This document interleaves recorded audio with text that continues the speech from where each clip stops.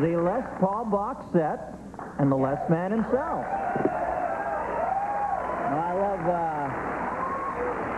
I love this story. We're talking during the break that early on in 1948, you tell me you were in a very bad auto accident where your wife next to you was unscathed, but you were really busted up. And tell them about when they went to fix you up, what you told them. Well, I was a mess, and I laid there for about 8 hours in Chandler, Oklahoma. And when they finally got me together, they had 7 inches missing in my arm. Just pulverized? Or? Pulverized is right. You're a funny man. Yeah, pulverized. No, but I'm... Pulverized. I didn't even mean that. Good, very good. Thanks, Les. What happened is that the doctors had to make a decision whether to amputate the arm or keep it on, and one argued keep it on, one argued take it off. Yeah. And finally, the decision was made to keep it on. And so they said he's not driving a hay rack, he plays a guitar, we're going to try and save it. Unless you got one position to put it in, where do you want it? You had it. And I had a choice of putting this arm anywhere I want to put it, but it'll never move. Oh, yeah? And so I just said, aim it at my navel. All right, an Axeman to the end. Yeah.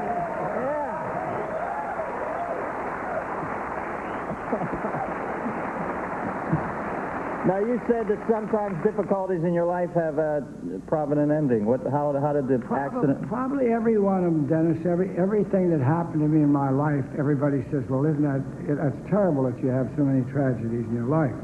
Whether it's heart surgery, whether it's an electrical shock, or whether it's some brain tumor or back surgery or whatever it is, you know.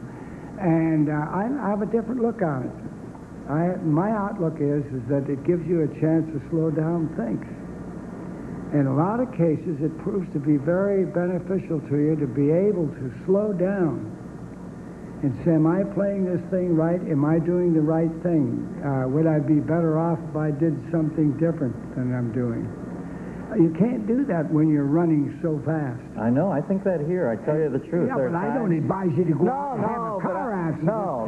Just so that you can get your act straight. No, a small scooter accident. That's the most I want. But I do. Times I think, boy, you get so caught up in it. You got to take a moment and look at what's happening. I want to ask you real quickly. We have a guest backstage, but I know a lot of these young guitarists think of you as like their honorary godfather in some ways. I know Eddie Van Halen speaks so highly of you. And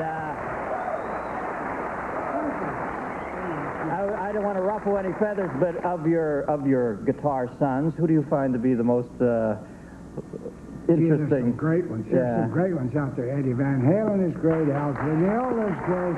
Jimmy Page is great. Yeah. There's just so many. There's Robin Ford, plays great blues. There's Al Collins, plays great blues. Yeah. I wish Jimmy Page hadn't run himself ragged, though. I found Jimi Hendrix in 1962, 63, on Route 46. I was going into New York, and I said, I'm going to stop in this joint and just see who's in there. And there was a bartender watering down some drinks. Okay? Yeah. And there was nobody in the place at all, and there was a guy on the stage auditioning. And I didn't know it, but it was Jimi Hendrix. Wow. Okay? And Jimmy's up there playing the guitar left-handed, wow, man.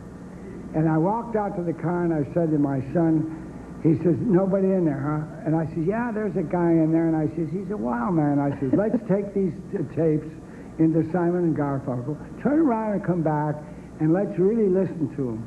Because I think he'd be someone we ought to grab. Yeah. We came back, and I says to the bartender, what happened to that big wow man that was on the stage?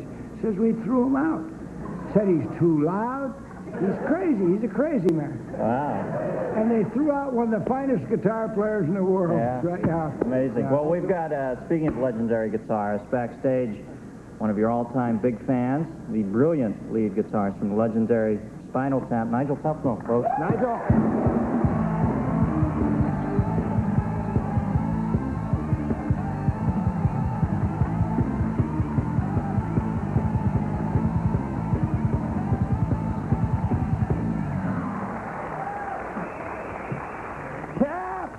Yes, exactly. Beautiful, man. A lot of people say, well, they don't say, but they think, what do people wear under a kilt?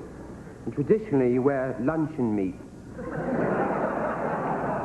They're sort of folded up into little... That's why people do this. Hello. Hi. Hello. Hi. Hello. Les, you wearing any kielbasa links under there? And I wouldn't look under either. I was in Scotland one time when a guy just lifted up one of those kilts. Yeah, And you I happen to be there. Oh, Yeah. boy. Were we out of there in a hurry? Yeah.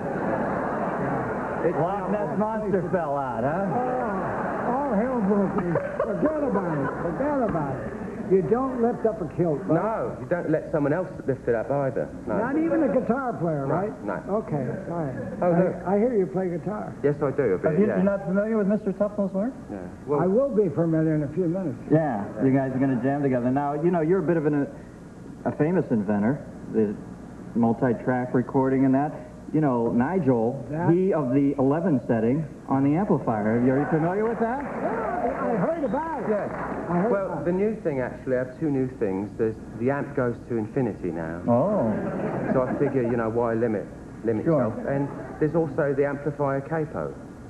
It's a capo that goes around an amplifier and it squeezes the speaker cones like this. And we were playing a gig and a fat man fell into an amplifier and the sound changed. And I thought, how can I do that besides getting fat? An amplifier capo squeezes it and the sound goes up so you don't have to wear a capo. There you have it, Les. Brilliant. Brilliant. From an everyday moment. They're going to play together. We'll be right back with Nigel Tuffnal, Les Paul, right after this. Welcome back, folks. Here to perform Sweet Georgia Brown, Les Paul and Nigel Tuffnal. Gentlemen.